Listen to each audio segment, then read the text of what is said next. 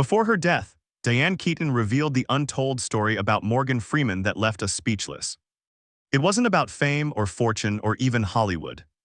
It was about truth, a truth that Diane Keaton carried with her until her final days. And when she finally spoke about Morgan Freeman, the world listened. Some people are born into the light. Others have to crawl through the shadows just to find a spark.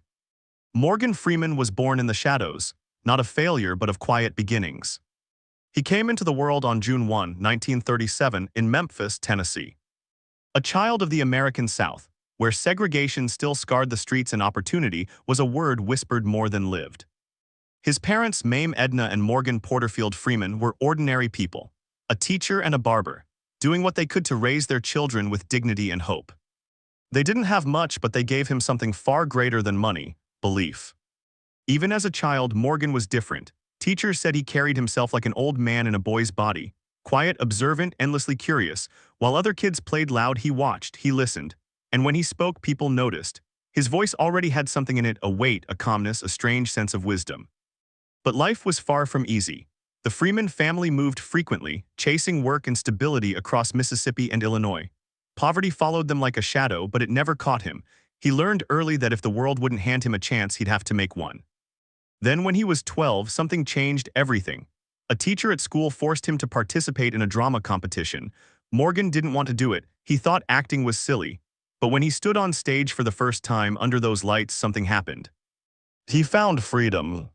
For a boy growing up in a segregated society where so many doors were locked, the stage became his escape. A world where he could be anyone: a king, a poet, a soldier, a dreamer. And when he won that competition, the applause told him something he'd never forget. You belong here. After high school, Morgan wasn't sure how to make a living from acting. The stage was a dream, but dreams didn't pay bills. So, like many young men searching for direction, he looked to the sky and joined the U.S. Air Force. In uniform, Freeman hoped to find discipline and purpose, but the truth came crashing down fast. He loved airplanes, yes, but not enough to kill or die for them.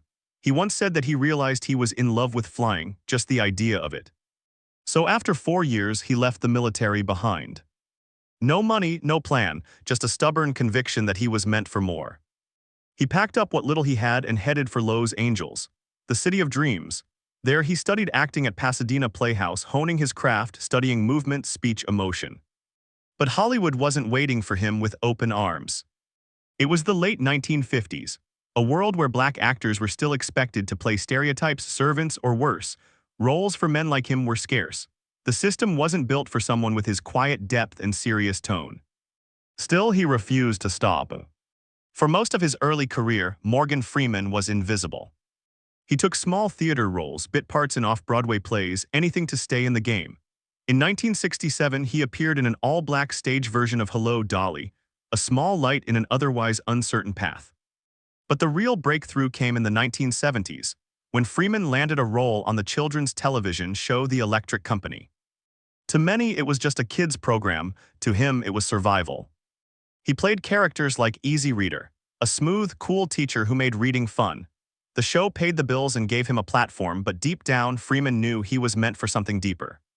He wanted truth, complexity, humanity.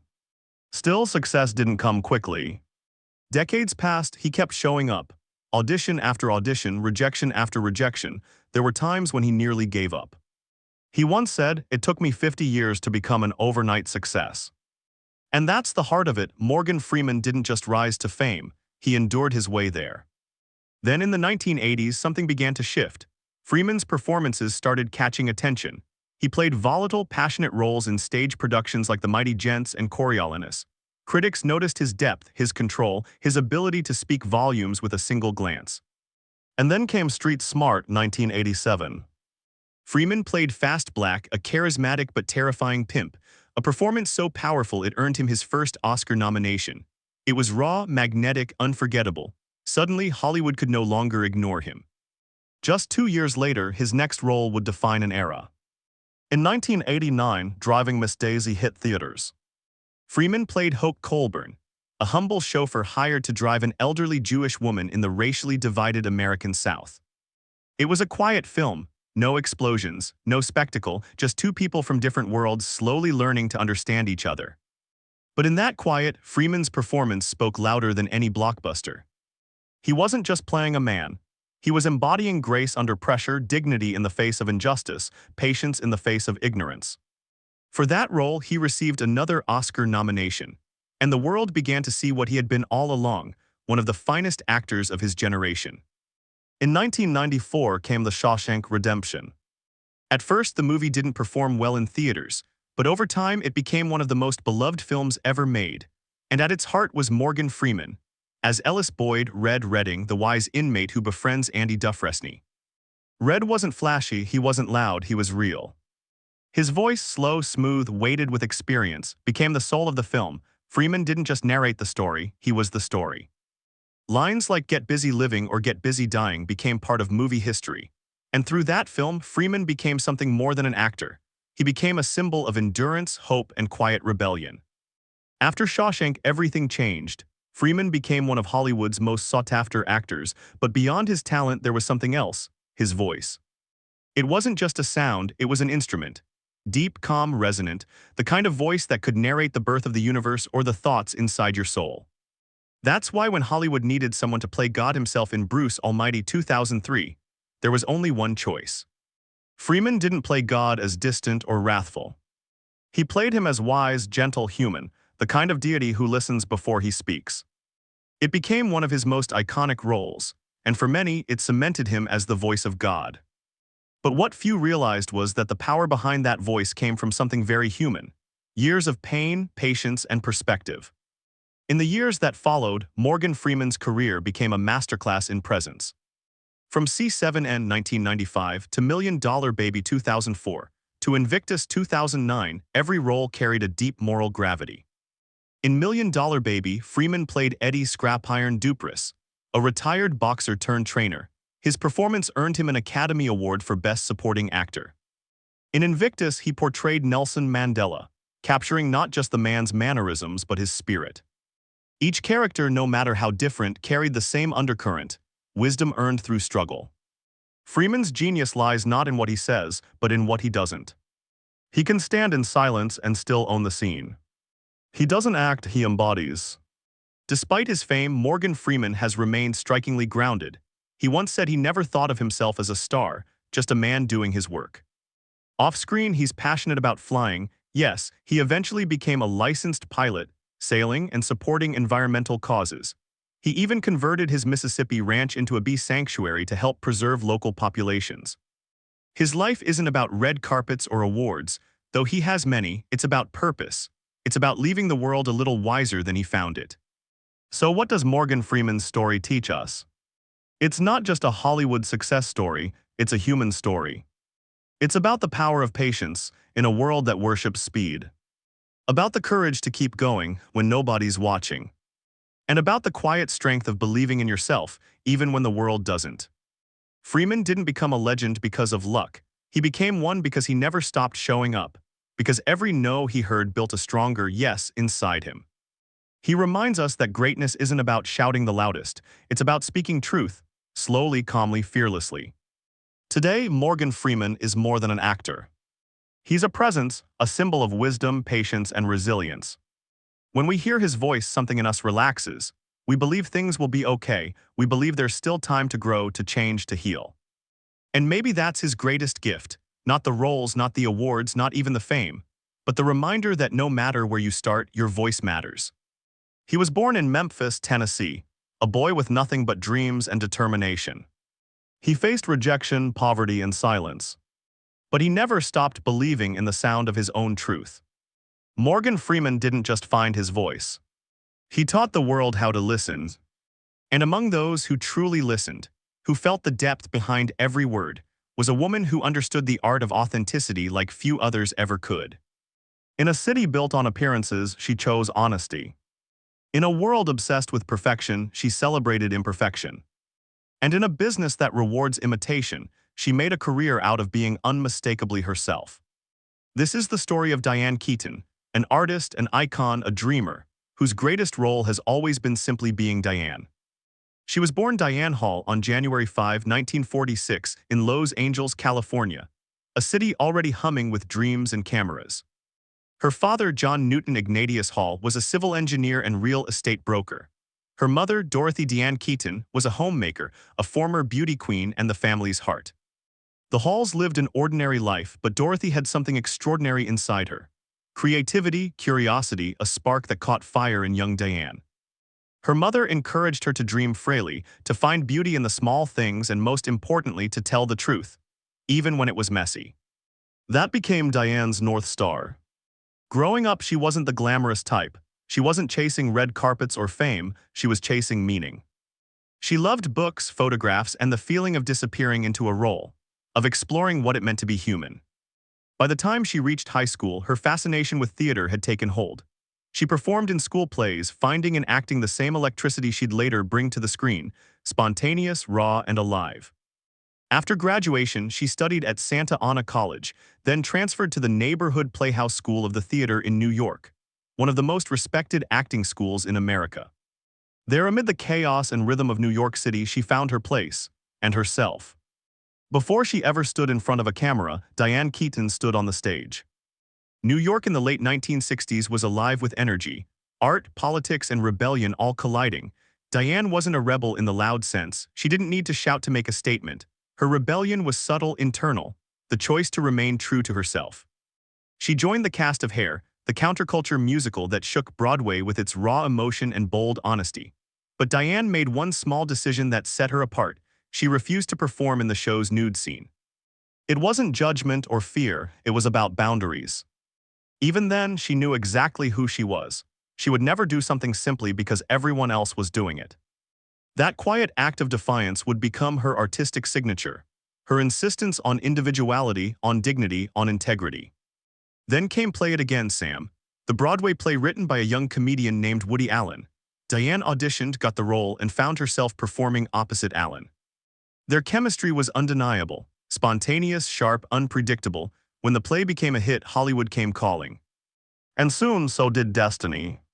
In 1972, Play It Again, Sam was adapted into a film. Keaton reprised her role, marking her first major movie appearance. She was quirky, natural, refreshingly unpolished, a far cry from the glossy image of leading ladies of the time. And that's exactly what made her unforgettable. The next few years brought bigger opportunities, including her role as Kay Adams in The Godfather, 1972, and its sequel The Godfather Part II, 1974. She wasn't the story's center, but she was its conscience. As Michael Corleone's wife, she brought grace and vulnerability to a world of corruption. Her quiet despair became one of the series' emotional anchors. Yet as powerful as The Godfather was, Diane Keaton's real breakthrough was still waiting in the wings. A small romantic comedy called Annie Hall hit theaters. Diane starred as the title character, a free-spirited, offbeat, funny, and slightly awkward woman who dressed in men's clothes and spoke her mind without apology. It wasn't just a movie role, it was her.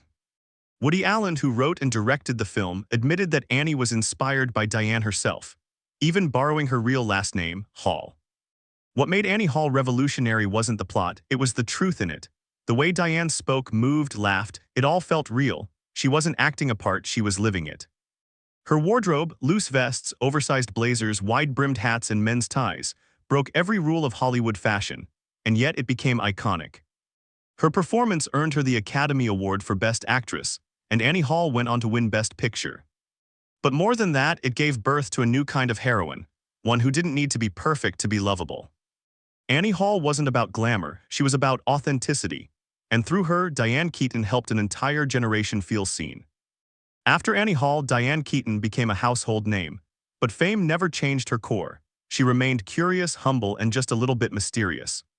She continued working with Woody Allen on films like Interiors, Manhattan, and Sleeper, each one exploring different sides of her emotional range. But Diane wasn't content to be someone else's muse. She wanted to explore the darker, more complex corners of herself. In Looking for Mr. Goodbar, 1977, she played a woman navigating the dangers of the nightlife world. The role was intense, emotional, and controversial, a bold departure from her quirky comedy image. Critics were divided, but one thing was clear: Diane Keaton wasn't afraid of risk. She wasn't chasing likability, she was chasing truth. The 1980s were a period of reinvention. Keaton began collaborating with new directors, including Warren Beatty in Red's 1981, a sweeping epic that earned her another Oscar nomination. Her performance as journalist Louise Bryant showcased her intelligence and depth, a woman torn between love and idealism, passion and politics. Off-screen, Keaton was still the same mix of contradictions that made her fascinating. Confident yet self-deprecating, private yet candid, witty yet deeply introspective. She began to see acting not just as a career but as a reflection of her evolving self. Each role became a mirror, showing her who she was and who she was. And as Hollywood began to change, so did Diane. She moved into directing and producing, exploring her love for storytelling in new ways. In 1987, she directed the documentary Heaven, a meditative look at spirituality and the afterlife. It was unusual, philosophical, and deeply personal, like her. She didn't need to chase trends, she created her own. By the 1990s and 2000s, Diane Keaton had become something rare in Hollywood, an actress who grew with her audience. In films like Baby Boom, Father of the Bride, and Something's Gotta Give, she portrayed women navigating adulthood, love, and independence with humor and honesty. Audiences adored her because she made getting older look not just natural, but beautiful. Her characters weren't defined by age, but by curiosity, laughter, and heart. In Something's Gotta Give 2003, her performance opposite Jack Nicholson earned her another Oscar nomination. Her portrayal of Erica Barry, a successful writer rediscovering love and herself, struck a deep chord. It was the perfect Diane Keaton role, funny, vulnerable, fearless, and full of life.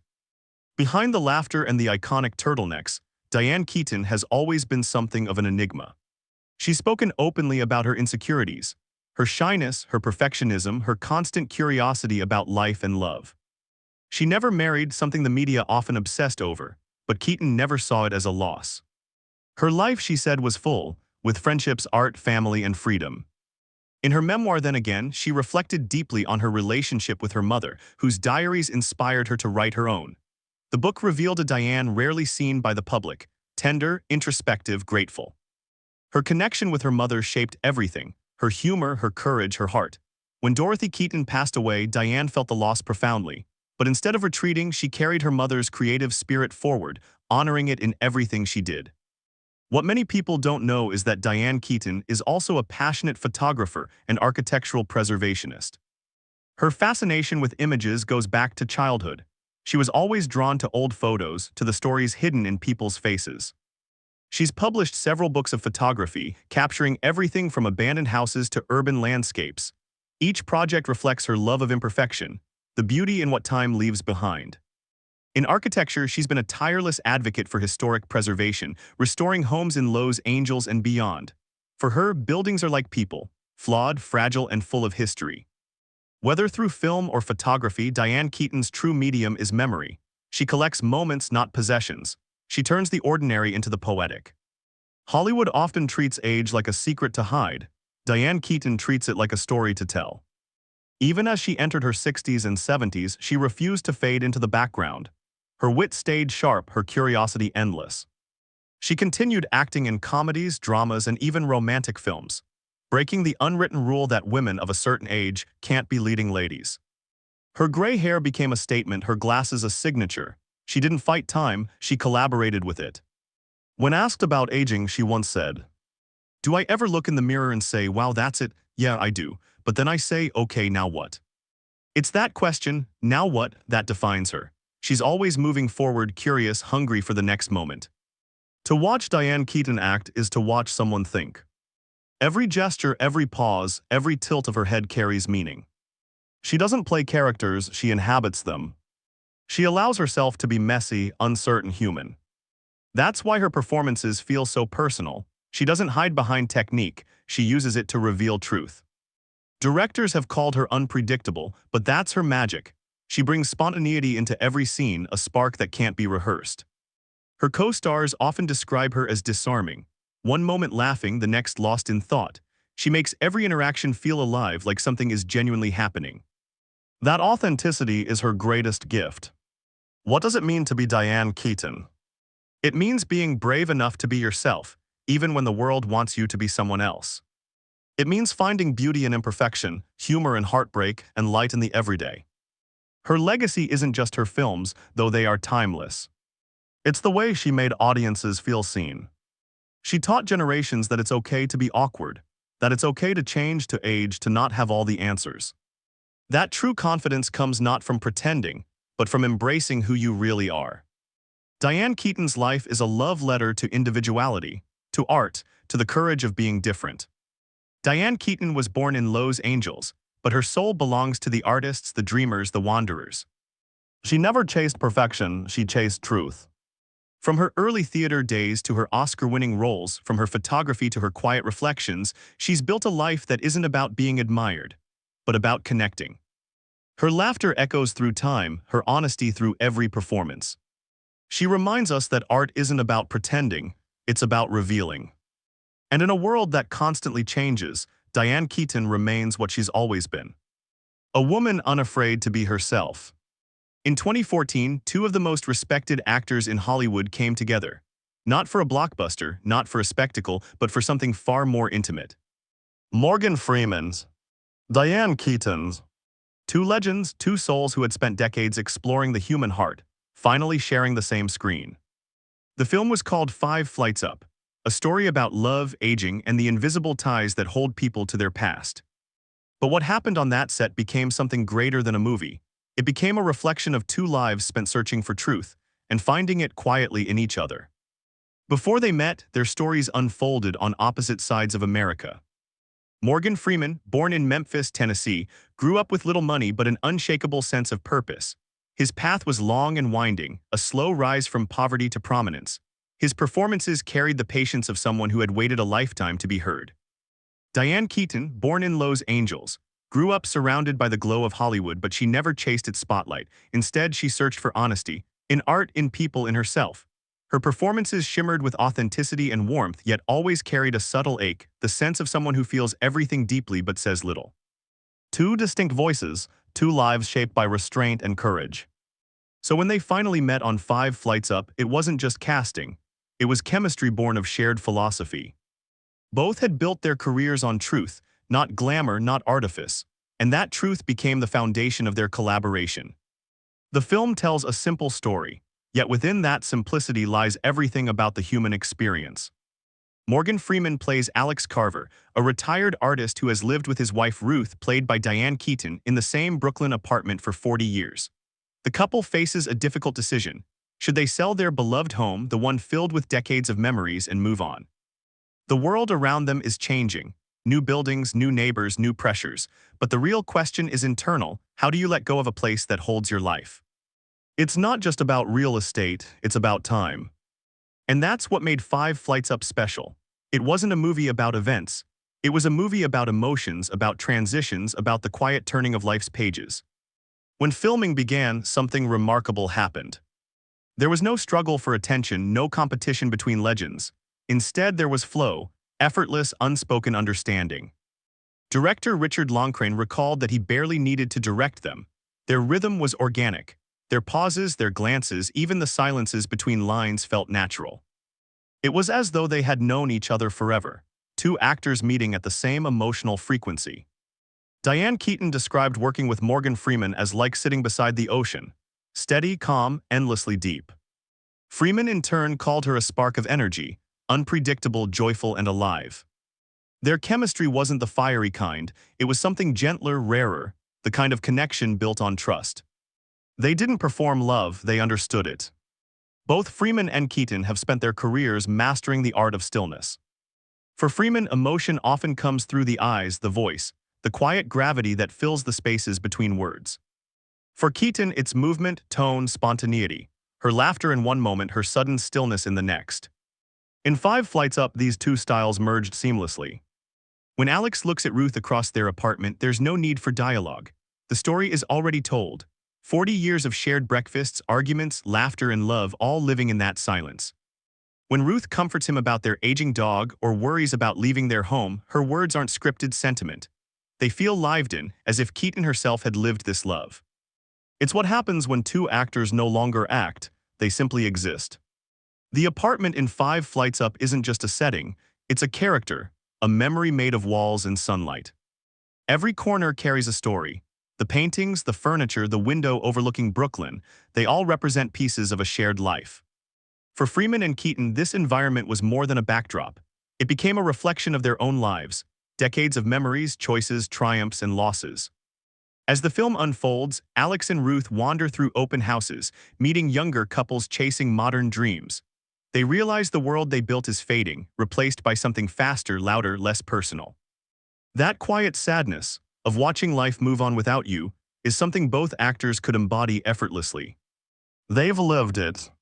What makes their on-screen relationship so powerful is how much it mirrors their real selves. Like Alex, Morgan Freeman has always carried a sense of reflection, a man who observes life deeply before speaking. His characters often wrestle with time, justice, and meaning. Like Ruth, Diane Keaton approaches life with open curiosity and warmth. Her characters love fiercely, question constantly, and hold onto memories like keepsakes. In Five Flights Up, both bring those qualities, their philosophies, their humor, their vulnerability, into the roles. When Freeman's character says, "Maybe it's not about what we leave behind, but how we live while we're here," it feels like something he might say in real life. And when Keaton's Ruth responds with a nervous laugh or a teary smile, it's pure Diane. Spontaneous, heartfelt, real. Five Flights Up is ultimately a story about time, and both actors have always understood time better than most. For Freeman, time has been a teacher. It took him decades to find recognition, and even now he approaches each role with quiet reverence. For Keaton, time is something to explore, not to fear. She has always embraced the passage of years with humor and humility, turning aging into an act of grace. Together, they turn the subject of growing old into something beautiful, not tragic. There's a scene in the film where Alex and Ruth sit side by side on their couch, watching their old dog sleep. No words, no grand gestures, just presence. It's one of the most moving moments in the film. Two people realizing that love doesn't fade, it just changes form. That's the power of Freeman and Keaton. They remind us that aging isn't about losing life. It's about understanding it. Off-screen, the bond between Freeman and Keaton was built on admiration. Keaton spoke often about Freeman's stillness, how his calm created space for others to be real. She said, "When you're with Morgan, you find yourself slowing down. You start to listen more. He makes silence feel safe." Freeman, for his part, loved Keaton's spontaneity. "She's unpredictable in the best way," he said. "You never know what she'll do, but it's always honest." Their personalities couldn't be more different, yet together they created balance. She was motion, he was stillness. She was laughter, he was gravity. Together they found equilibrium, the calm and the spark. Many actors chase emotion, Freeman and Keaton find it. They don't perform for applause, they perform for truth. In Five Flights Up, the emotional core isn't in big speeches or dramatic revelations. It's in the subtle gestures. Freeman's quiet sigh, Keaton's half-smile, the way they look at each other before making a hard decision. Their connection teaches something essential about acting. Real emotion doesn't come from pretending, it comes from presence. And presence is exactly what both have mastered.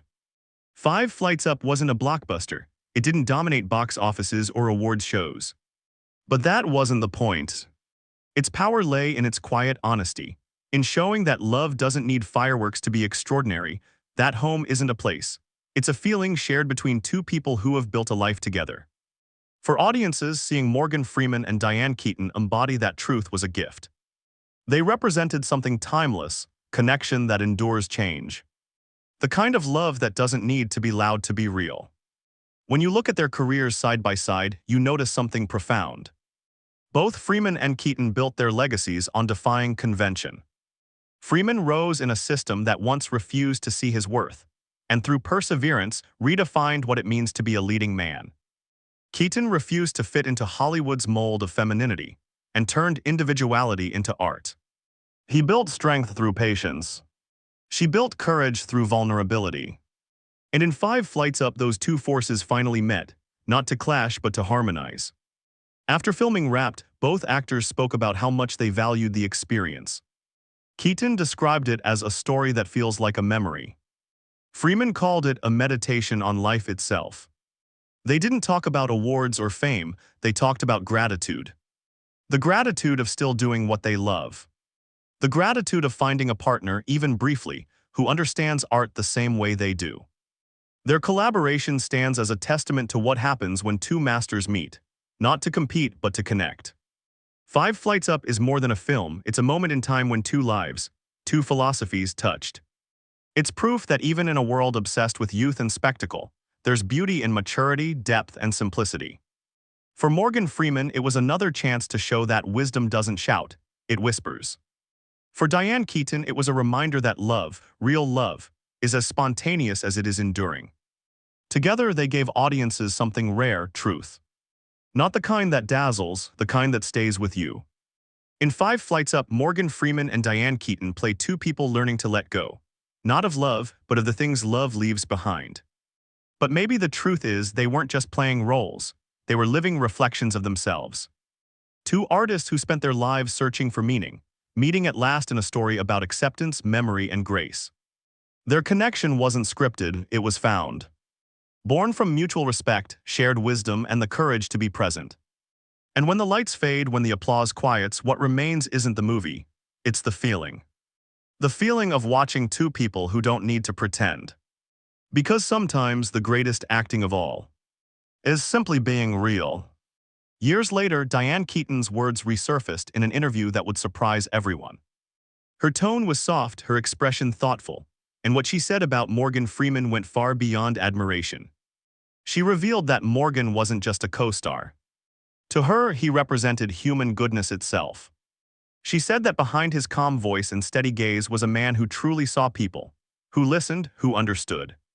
Diane confessed that in all her years of acting, she had never felt such genuine connection with another actor. She said that Morgan reminded her what honesty felt like, on screen and off.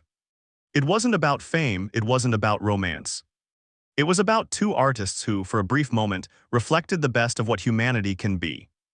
Today, Diane Keaton's words still echo, a tender tribute to a man she deeply admired. She may have left this world, but her message remains.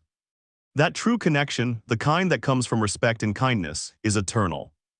And as for Morgan Freeman, her story stands as proof that sometimes the most powerful relationships in life are the quiet ones. The ones built not on passion but on understanding. Because in a world full of fleeting fame, Diane Keaton saw in Morgan Freeman something timeless. And that truth even now leaves us speechless.